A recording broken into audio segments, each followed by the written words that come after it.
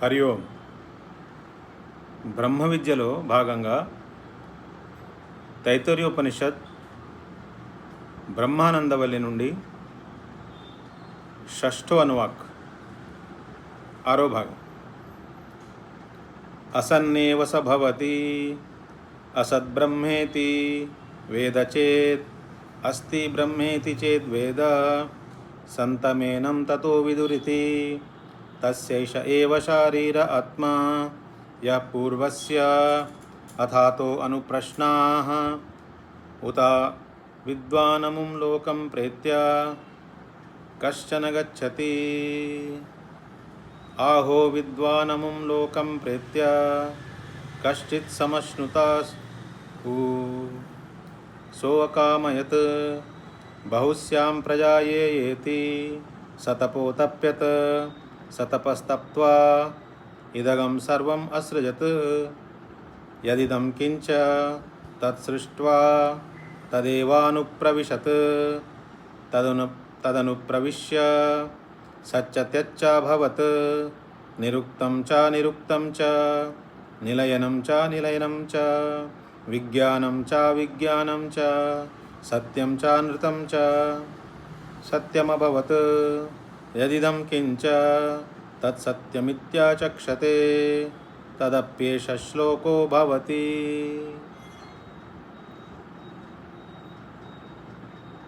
అసన్నేవ స భవతి అసద్బ్రహ్మేతి వేద చేత్. ఎవరైతే బ్రహ్మము అనే తత్వం అసలు లేదు అంటున్నారో లేదా అనుకుంటాడో వాళ్ళు ఇండైరెక్ట్గా ఏం చెప్తున్నారంటే నేను లేను అంటున్నారు. బ్రహ్మతత్వం యొక్క ఉనికిని ఎవరైతే యాక్సెప్ట్ చేయట్లేదో వాళ్ళు ఇండైరెక్ట్గా తన ఉనికినే కోల్పోతున్నారు. ఇప్పుడు ఇంగ్లీష్లో ఒక సేయింగ్ ఉందన్నమాట, philosophical saying. I think, I am, I think therefore I am. నేను ఆలోచిస్తున్నాను కాబట్టి నేను ఉన్నాను అని ఒక ఫిలాసఫికల్ స్టేట్మెంట్ ఉంది.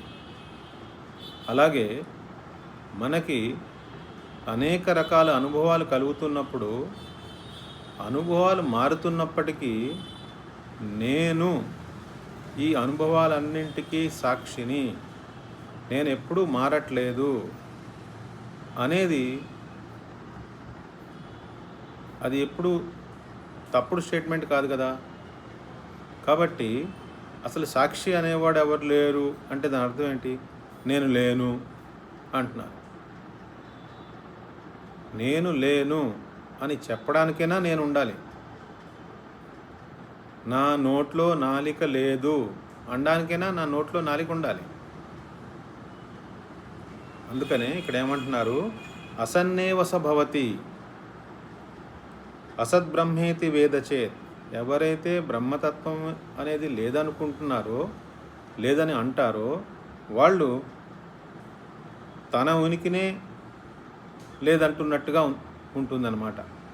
అంటే వాళ్ళు కూడా కాల ప్రవాహంలో కొట్టుకుపోతారు. అస్తి బ్రహ్మేతి చేద్వేద్ సంతమేనం తతో విదురితి. కానీ ఎవరైతే బ్రహ్మతత్వము ఉంది అంటున్నాడో వాళ్ళు తన ఉనికిని నేనున్నాను అని తెలుసుకుంటున్నాడు. కాబట్టి ఇతరులు కూడా ఆయనని ఆ దృష్టిలో చూసి ఈయన ఒక మహానుభావుడు, ఈయనకేదో విశేషమైనటువంటి జ్ఞానం ఉన్నది అని అందరూ ఆయన గురించి తెలుసుకుంటారు. తస్యైష ఏవ శారీర ఆత్మా యః పూర్వస్య. ఇప్పుడు మనకి ఆనందమయ కోశం దాకా చెప్పారు. అన్నమయ, ప్రాణమయ, మనోమయ, విజ్ఞానమయ, ఆనందమయ కోశం వరకు చెప్పారు.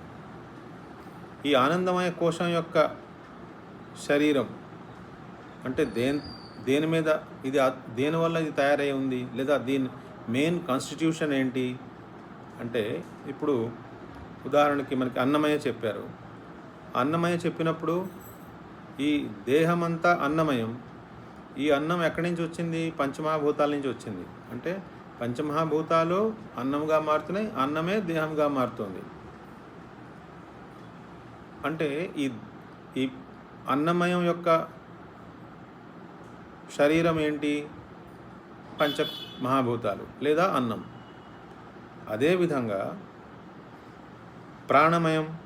ప్రాణమయ కోశానికి బాహ్యంగా ఉన్న వాయువుతో సంబంధం ఉంది. మనలో ఉన్న శక్తితో, లోపల ఉన్న శక్తితో కూడా సంబంధం ఉంది. కాబట్టి ఈ అన్నమయ కోశం సరిగ్గా పని చేయగలుగుతుంది ఆ ప్రాణమయ కోశం వల్ల. మళ్ళీ అక్కడ ఏం చెప్పారు? ప్రాణమయ కోశం అనేది అన్నమయం కోశం కంటే వేరుగా దాని లోపల ఉన్నది అని. అలాగే ప్రాణమయ కోశానికి కంటే వేరుగా దానికి లోపల ఉన్నది మనోమయ కోశం. ఈ మనోమయ కోశంలో అంటే మన మనసులో ఉండే భావాలన్నీ మనం ఒక్కళ్ళవే కాదు, ఇలాంటి భావాలు చాలామందికి ఉన్నాయి, అందరి దగ్గర ఉన్నాయి. కొంచెం కుడి ఎడమలో అందరికీ అవే భావాలు ఉన్నాయి. కాబట్టి ఏ రకంగా చూసినా బ్రహ్మాండంలో ఏ ఉన్నాయో పిండంలో కూడా అవే ఉన్నాయి. కాబట్టి ఈ పిండంలో ఉన్న అన్నమయానికి బదులు అక్కడ పంచమహాభూతాలు ఉన్నాయి. అలాగే ప్రాణమయానికి బదులు అక్కడ వాయువు ఉంది లేదా ప్రాణశక్తి, బయట శక్తి ఉంది.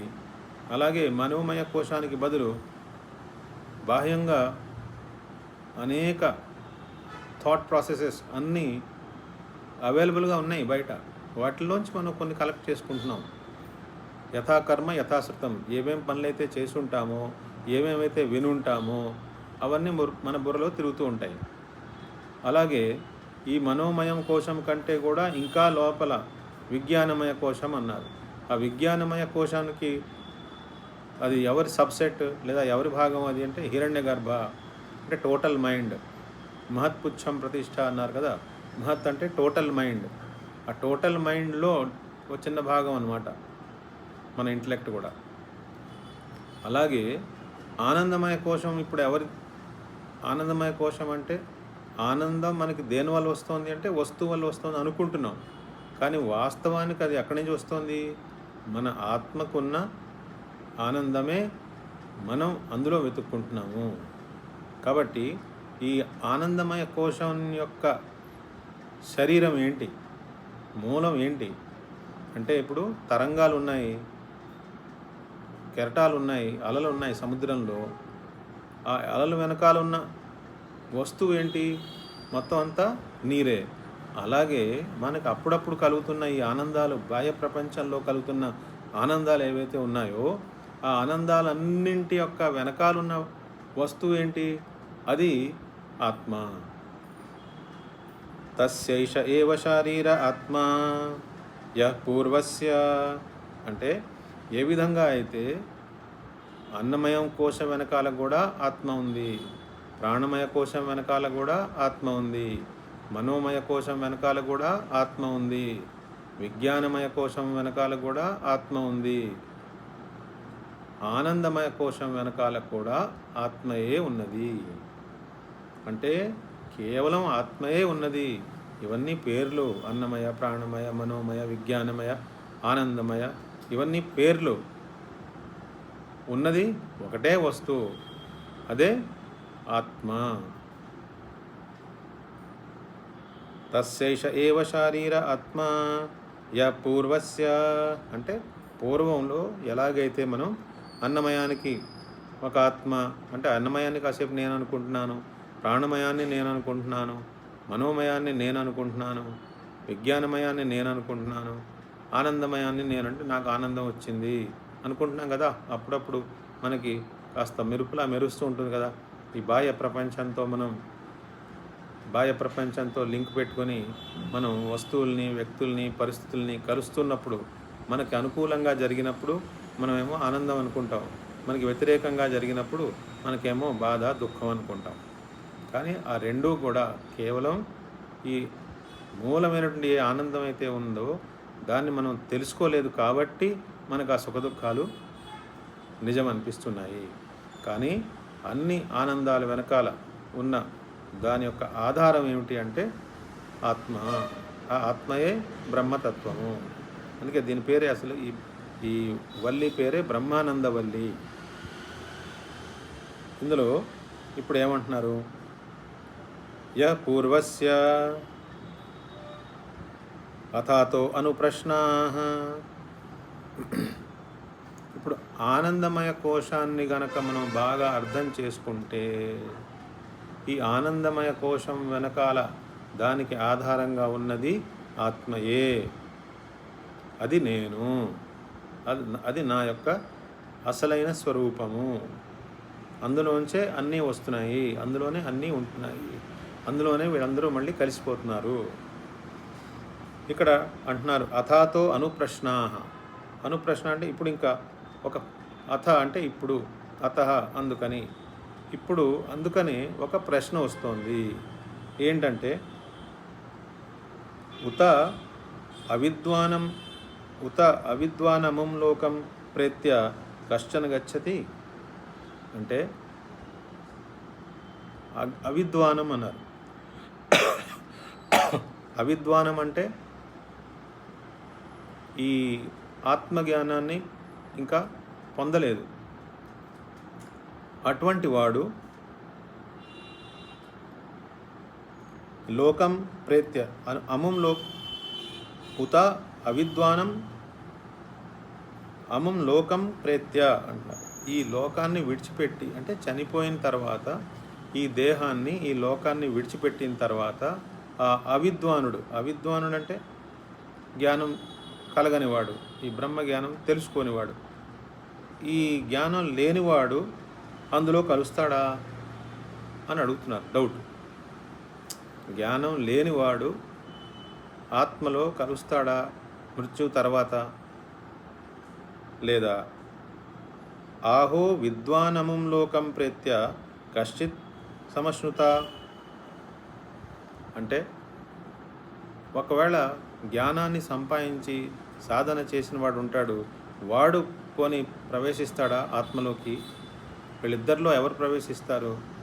అజ్ఞానం ఉండగా ఎవరైనా చనిపోతే, అంటే ఈ దేహాన్ని విడిచిపెట్టేస్తే, అజ్ఞానం ఉండగా ఈ దేహాన్ని విడిచిపెట్టేసిన వాడు ఆ బ్రహ్మతత్వంలోకి లేదా ఆత్మతత్వంలోకి ప్రవేశిస్తాడా? లేదా జ్ఞానం ఉన్నవాడు సాధన చేసి తెలుసుకున్నవాడు అందులో ప్రవేశిస్తాడా అని ఒక క్వశ్చన్లో అడుగుతున్నారు. అంటే ఈ రెండు క్వశ్చన్లు జోడిస్తే మనకి వచ్చే ఇంకో క్వశ్చన్ ఏంటంటే అసలు అలాంటి తత్వం ఏమైనా ఉందా? ఆత్మతత్వం ఏమైనా ఉందా? బ్రహ్మతత్వం ఏమైనా ఉందా? అజ్ఞాని చనిపోయిన తర్వాత అందులో ప్రవేశిస్తాడా? లేదా జ్ఞాని చనిపోయిన తర్వాత అందులో ప్రవేశిస్తాడా అనేది క్వశ్చన్ అన్నమాట. ఉత అవిద్వానమం లోకం ప్రేత్య కశ్చన గచ్చతి. ఆహో విద్వానమం లోకం ప్రేత్య కశ్చిత్ సమశ్నుత. అంటే అసలు ఆ బ్రహ్మతత్వం అనేది ఉందా లేదా అని క్వశ్చన్ అన్నమాట. ఇప్పుడు ఇక్కడ ఏమంటున్నారు? సో అకామయత్ బహుశ్యాం ప్రజాయేతి. అంటే ఇప్పుడు మనకి ఇక్కడ అనేకత్వం కనిపిస్తోంది కదా. ఈ అనేకత్వం కనిపిస్తోంది అంటే ఈ అనేకత్వం వెనకాల ఏదో ఒక తత్వం ఉంటుంది కదా. ఏమీ లేకుండా ఇది మనకు కనపడదుగా. ఇది మారిపోతున్న మాట వాస్తవమే, కానీ ఈ మారిపోతున్న ప్రపంచం వెనకాల ఒక సత్వస్తు ఉన్నది. అందుకని ముందే చెప్పారు ఏమని, ఎవరైతే ఆ సత్వస్తు ఉందని అనుకుంటారో వాళ్ళ భావన ఎలా ఉంటుంది? అసలు ఏమి లేదు, దీని వెనకాల ఏమి లేదు అనుకుంటే వాళ్ళ భావన ఏమవుతుంది? ఎవరైతే అసలు ఈ కనిపిస్తున్న ప్రపంచం వెనకాల లేదా ఈ పంచకోశాల వెనకాల ఆనందమయ కోశాన్ని కూడా దాటిన తర్వాత నాలో ఇంకేం మిగిలింది, లేదంతా శూన్యమే అనుకున్నాం అనుకోండి. అలా శూన్యమే అనుకుంటే అసలు మనకి ఇంకా ఒక జీవిత విధానం లేదా ఒక మొరాలిటీ కానీ ఎథిక్స్ కానీ అసలు ఇంకేమీ అవసరమే ఉండదు. ఎవడిష్టం వాడిది అన్నట్టుగా మనం జీవించవచ్చు. కానీ శాస్త్రం ఎప్పుడు కూడా మనకి అలాంటి పర్మిషన్ ఇవ్వదు. ఎందుకని? అందుకే వెనకాల ఒక శాశ్వతమైన తత్వం ఉన్నది. సక్రమంగా మన జీవిత విధానాన్ని మనం గడిపితే మనకి ఆ శాశ్వత తత్వం ఏదో తెలుస్తుంది. కాబట్టి అది ఉంది అనుకునేవాడే శాశ్వత తత్వం ఒకటి ఉన్నది అనుకోవడమే మేలు అని చెప్తుందన్నమాట. ఇక్కడ ఏమంటున్నారు? సో అకామయత్, ఆ శాశ్వత తత్వం ఏదైతే ఉందో, ఆ బ్రహ్మతత్వం ఏమైతే ఉన్నదో దాన్నే మనం భగవంతుడు అనుకుంటున్నాం. సో అకామయత్ అంటే ఆయన కోరిక, ఆయన కోరికని, ఆయనకు ఒక కోరిక వచ్చిందనమాట. ఏం కోరిక వచ్చింది? బహుశ్యాం ప్రజాయేతి, అనేక రూపాల్లో అనేక ప్రజలుగా నేను కనపడాలి. నేను ఒక్కడనే ఉన్నాను కదా, చాలామందిలా కనపడాలి ఇప్పుడు అని ఆయన కోరిక. ఎవరి కోరిక? ఎందులో వచ్చింది? ఆ బ్రహ్మతత్వంలో వచ్చింది. బహుశ్యాం ప్రజాయేతి స తపోతప్యత. అప్పుడు ఆ కోరిక వచ్చింది కదా, కోరిక వచ్చినప్పుడు దాని మీద కొంచెం కాన్సన్ట్రేషన్ చేశాడనమాట. కాన్సన్ట్రేషన్ చేస్తే ఏమైంది? స తపస్తప్త్వ, ఆయన కాన్సన్ట్రేషన్ చేసిన తర్వాత ఇదగం సర్వం అసృజత్, ఇవన్నీ సృష్టిలోకి వచ్చేసాయి, ఇవన్నీ కనపడడం మొదలయ్యాయి. అనేకత్వం అంతా సృష్టిలోకి వచ్చేసింది. దేనివల్ల? ఆయన కోరుకోవడం వల్ల వచ్చింది. ఇది మనకి పౌరాణిక మార్గంలో లేదా పౌరాణికంగా చెప్పుకుంటే భగవంతుడు అనేవాడు అక్కడెక్కడో దూరంగా ఉన్నాడు, అక్కడి నుంచి సృష్టి మొదలు పెడుతున్నాడు అని ఒక భావన అయితే, అసలు మనలోనే భగవంతుడు ఉండి మనలోంచే సృష్టి మొదలవుతోంది అనేది రెండో భావన. ఇక్కడ చూడండి, మనకి అనేక కోరికలు వస్తూ ఉంటాయి, కానీ అవి చాలా ఫాస్ట్గా వచ్చి వెళ్ళిపోతూ ఉంటాయి. మనం వాటిని పట్టించుకోము. కానీ ఏ కోరికనైతే మనం పట్టించుకుంటామో దాని మీద మనం ఎక్కువ ఆలోచిస్తాం, దాని మీద మనం ఏదో ఒక యాక్షన్ ప్లాన్ గీసుకుంటాం, దాని ప్రకారంగా ఏదో పని చేస్తాం, అది మనకు నెరవేరాలని మనం తీవ్రంగా కోరుకుంటాం. అలా జరిగినప్పుడు అది జరుగుతుంది కూడా. అంటే ఏ విధంగా అయితే ఒక వ్యక్తిలో ఇలా జరుగుతోందో దాన్ని సమష్టి చైతన్యంలో అంటే బ్రహ్మతత్వంలో అలా ఒక తలంపు వచ్చింది. ఏమని తలంపు వచ్చింది? నేను అనేక రూపాల్లో కనపడాలి అని. బహుశ్యాం ప్రజాయే ఏతి స తపోతప్యత స తపస్తప్త్వ ఇదగం సర్వం అసృజత్, ఇవన్నీ సృష్టిలోకి వచ్చేసాయి. యదిదం కించ, ఏమాత్రం మనకి ఏదైనా కనిపిస్తోంది, ఈ ప్రపంచంలో ఏది కనిపించినా అదంతా ఆయనలోంచి వచ్చిందే. మనం ఈశావాస్యోపనిషత్తులో చెప్పుకున్నాం కదా, ఈశావాస్యం ఇదం సర్వం యత్ కించ జగత్యాం జగత్. అలాగే ఇక్కడ కూడా అదే వర్డ్ యదిదం కించ. అలాగే కఠోపనిషత్తులో కూడా వస్తుంది, యదిదం కించ జగత్ సర్వం ప్రాణ ఏజతి నిసృతం. ఏమాత్రం మనకి ఇక్కడ ఏదైనా కనిపిస్తోంది అంటే అదంతా ప్రాణశక్తినే. అంటే ప్రాణశక్తి అంటే అక్కడ ప్రాణం అంటే బ్రహ్మం అని అర్థం. యదిదం కించ తత్ సృష్ట్వా తదేవానుప్రావిశత్, ఇవన్నీ సృష్టించేశాడు. సృష్టించేసిన తర్వాత ఏం చేశాడు? తను అందులోనే ప్రవేశించాడు, అన్నింట్లోనూ ఆయనే ప్రవేశించేశాడు. అన్నింటినీ సృష్టించాడు, సృష్టించిన తర్వాత ఆయనే అన్నింట్లోనూ ప్రవేశించేశాడు. తదను ప్రవిశ్య, ఆయన ప్రవేశించడం వల్ల, ఇక్కడ చూడండి, ఆయనలో కోరిక వచ్చింది లేదా అలజడి వచ్చింది, ఆయనలోంచి సృష్టి వచ్చింది, ఆయన అనేక నామరూపాలుగా కనిపించాడు, అందులో ఆయన అన్నింటిలోనూ ఆయనే ప్రవేశించాడు. అంటే ఏమైంది చూడండి, ఈశావాస్యం ఇదం సర్వం యత్కించ జగత్యాం జగత్. సరిపోయిందా లేదా? మొత్తం కనిపిస్తున్న దృశ్యం అంతా ఆయనే వ్యాపించి ఉన్నాడు, ఆయనే అందులో ప్రవేశించి ఉన్నాడు. ఆయన ప్రవేశించడం తర్వాత ఏమైంది? సత్యత్యచ్చ భవత్ నిరుక్తం చ నిరుక్తం చ నిలయనం చ నిలయనం చ విజ్ఞానం చ విజ్ఞానం చ సత్యం చ నృతం చ సత్యమభవత్. యదిదం కించ తత్సత్యమిత్యాచక్షతే తదప్యేష శ్లోకో భవతి. ఆయన ఈ అనేకత్వంలో ప్రవేశించడం వల్ల ఏమైంది? సత్యత్యచ్చాభవత్. ఆకారం ఉన్నవి, ఆకారం లేనివి అన్నీ వ్యక్త రూపంలోకి వచ్చేసాయి. ఇప్పుడు ఒక మంట లేదా నిప్పు కాలుతోంది అనుకోండి, మనకి దానికి ఏదైనా ఆకారం కనిపించవచ్చు. గాలి ప్రవహిస్తోంది, గాలికి ఆకారం ఎక్కడుంది? ఆకారం మనకు కనపడదు, కానీ గాలి ఉందని మనకి తెలుస్తోంది. అంటే ఏమైంది? ఆకారం ఉన్నవి, ఆకారం లేనివి అన్నీ వ్యక్త రూపంలోకి వచ్చేసాయి అన్నమాట. ఆయన ఎప్పుడైతే కోరుకున్నాడో, నేను అనేక రూపాలుగా మారిపోవాలి అనుకున్నాడో, అనేక రూపాలు వచ్చేసాయి. అంటే కేవలం సంకల్పం, ఆ బ్రహ్మతత్వం యొక్క సంకల్పం వలన మనకి సృష్టి కనపడుతోంది. ఆ బ్రహ్మతత్వంలో కేవలం ఒక అలజడి జరగడం వల్ల ఇదంతా కనపడుతోంది. దీన్ని మనం చాలా జాగ్రత్తగా అర్థం చేసుకోవాలి. ఆయన ఎక్కడో కూర్చుని ఏదో సృష్టించేశాడు అని కాదు. మన కళలో ఎలాగైతే మనలో ఏదో అలజడి జరగడం వల్ల అనేకత్వం కనిపించి మనం కూడా అందులో ప్రవేశించేసి అందులో సుఖదుఖాలన్నీ అనుభవించేసేసి అందులోంచి మళ్ళీ బయటకు వచ్చిన తర్వాత అదంతా నేనే, నాలోనే కలిగింది అని ఎలాగైతే అంటామో ఆ రకంగా సృష్టి జరుగుతోంది.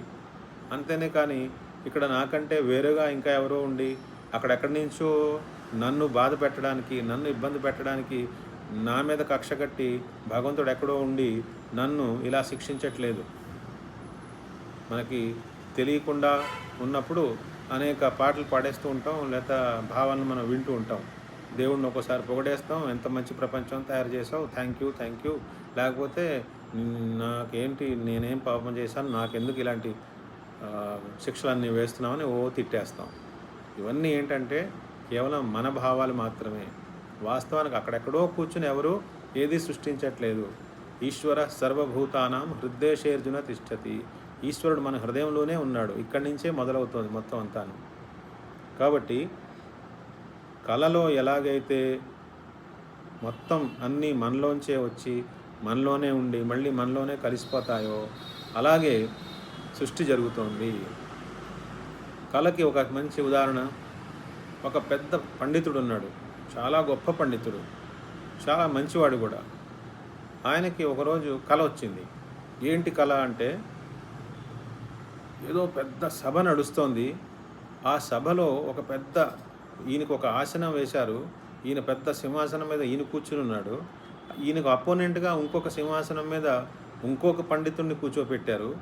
ఈ ఇద్దరు పండితుల మధ్యలో శాస్త్రార్థం నడుస్తోంది. అంటే శాస్త్ర విషయాలు ఇద్దరు చర్చించుకోవాలి, వాదించుకుని సరైన విషయం ఏదో చెప్పాలి. ఈ వాదన ప్రతివాదన తీవ్రంగా జరుగుతోంది. జనాలందరికీ బాగా ఆసక్తికరంగా ఈ ప్రోగ్రాం నడుస్తుండగా చివరికి డిక్లేర్ అయింది ఏంటంటే, ఈ పండితుడు పాపం ఓడిపోయాడు. ఆ రెండో ఆయన కొత్త ఆయన ఎవరో ఆయనేమో గెలిచేశాడు. జనాలందరూ ఆయన పొగిడారు, ఈయనేమో చాలా బాధపడ్డాడు. ఆ బాధలో ఆయనకి మెళుకు వచ్చేసింది. మెళుకు వచ్చిన తర్వాత చాలా బాధపడుతున్నాడు కాసేపు. అయ్యో, నేనేంటి ఓడిపోవడం ఏంటి, అసలు ఆయన ఎవరు రావడం ఏంటి, నేను ఓడిపోవడం ఏంటి, అబ్బా నేను ఓడిపోవడం ఏంటి, ఆయన అలా చెప్పేశాడేంటి, ఆ లాజిక్ అలా చెప్పాడేంటి, నేను ఇలా ఎందుకు చెప్పాను, ఆయన అలా ఎందుకు చెప్పేశాడు, నేను ఎందుకు చెప్పలేకపోయాను, అసలు ఎలా ఆయన గెలిచాడు అని తర్జన భర్జన అవుతున్నాడు.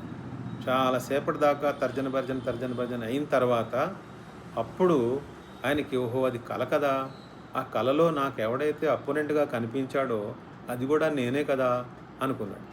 అప్పుడు ఆయన మనసు కుదురుపడింది.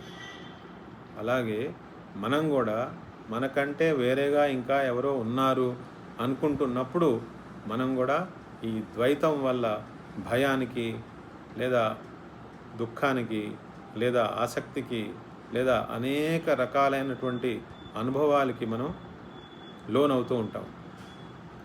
కానీ వాస్తవానికి ఉన్నది ఒకే తత్వము, అందులోంచే అన్నీ వచ్చినట్టుగా కనపడతాయి, కానీ ఏమీ రావు. ఎందుకని రావు అంటే, అది తప్ప మరోటి లేనప్పుడు అందులోంచి ఎలా వస్తుంది, అందులోంచి వచ్చింది మళ్ళీ ఎక్కడుండాలి, ఆ మూలతత్వం ఎక్కడుండాలి. కాబట్టి ఏ రకంగా ఆలోచించినా బ్రహ్మతత్వంలోంచి సృష్టి రావడానికి అవకాశం లేదు. ఈ అన్నమయ కోశ, ప్రాణమయ కోశ, మనోమయ కోశ, విజ్ఞానమయ కోశ, ఆనందమయ కోశాలని ఈ పంచకోశ వివేకం మనం ఎందుకు చేసుకుంటున్నాము అంటే అలా అంచెలంచెల మీదుగా మన లేయర్స్ అన్నీ విప్పుకుంటూ పోతే చివరికి ఆత్మతత్వం దాకా వచ్చిన తర్వాత ఆ ఆత్మలోంచి ఏమీ రావడానికి వీలుగా లేదు. కాబట్టి 3 కాలాల్లోనూ ఆత్మ మాత్రమే ఉన్నది, అదే సత్యము, అదే నేను అని తెలుసుకుంటామని ఈ వివరణ. అంతేనే కానీ నిజంగా అక్కడెక్కడో సృష్టికర్త కూర్చుని తన సంకల్పంతో సృష్టించేశాడని అది కాదు ఉద్దేశం. సృష్టి అనేది ఎప్పుడూ కూడా స్ఫురణం. మనలో ఒక స్ఫురణం లేదా ఒక కళ లేదా ఒక సంకల్పం ఏదైతే సంకల్పాత్మకంగా సృష్టి రూపంలో మనకు కనపడుతుందో అది కేవలం అది ఒక స్ఫురణ మాత్రమే. వాస్తవంగా ఏమీ మారదు. బ్రహ్మతత్వం జడంగా మారిపోదు, బ్రహ్మతత్వం చైతన్యంగా మారిపోదు, చిన్న చైతన్య ముక్కలుగా మారిపోదు. ఎవ్వరూ పుట్టట్లేదు, ఎవ్వరూ చావట్లేదు, అలా కనపడుతోంది ఆ దృశ్యం అంతే. ఆ దృశ్యం వెనకాల ఉన్న వేదాంత రహస్యం ఏంటో తెలుసుకోవాలి. భగవద్గీత అంతా చెప్పింది అర్జునుడికి ఇదే. ఎవరు చచ్చిపోయేదెవరు, చంపేదెవరు, నువ్వెవరు చంపేయడానికి, వాళ్ళెవరు చచ్చిపోవడానికి? ఆత్మ శాశ్వతం, ఆత్మకి చావు లేదు, పుట్టుక లేదు, అంతటా ఆ ఆత్మయే ఉన్నది, దాంట్లో ప్రవేశించిన వాడు బ్రాహ్మీ స్థితిలోకి వెళ్తాడు అని 2 అధ్యాయాలను చెప్పేశారు. అలాగే ఇక్కడ కూడా ఏమంటున్నారు, ఆ ఒక్క తత్వంలోంచే అందరూ వచ్చారు, ఈ అనేకత్వం వచ్చింది, ఈ అనేక నామరూపాలు వచ్చిన తర్వాత మళ్ళీ ఈ నామరూపాల్లో కూడా ఆ ఒక తత్వమే ఆయనే ప్రవేశించేశాడు. ఆయన ప్రవేశించిన తర్వాత మనకి రూపం ఉన్నవి, రూపం లేనివి, వ్యక్త రూపంలో ఉన్నవి, అవ్యక్త రూపంలో ఉన్నవి, ఆశ్రయం ఉన్నవి, ఆశ్రయం లేనివి, జడ రూపంలో కనిపించేవి, చేతన రూపంలో కనిపించేవి, ఇవన్నీ వచ్చేసాయి. సత్యం చ అనృతం చ, సత్యం అభవత్ అంటే ఆ ఒక్క మూల తత్వం ఏదైతే ఉందో అదే మనకి ఇలా కనపడుతోంది కానీ ఉన్నది ఆ మూలతత్వమే.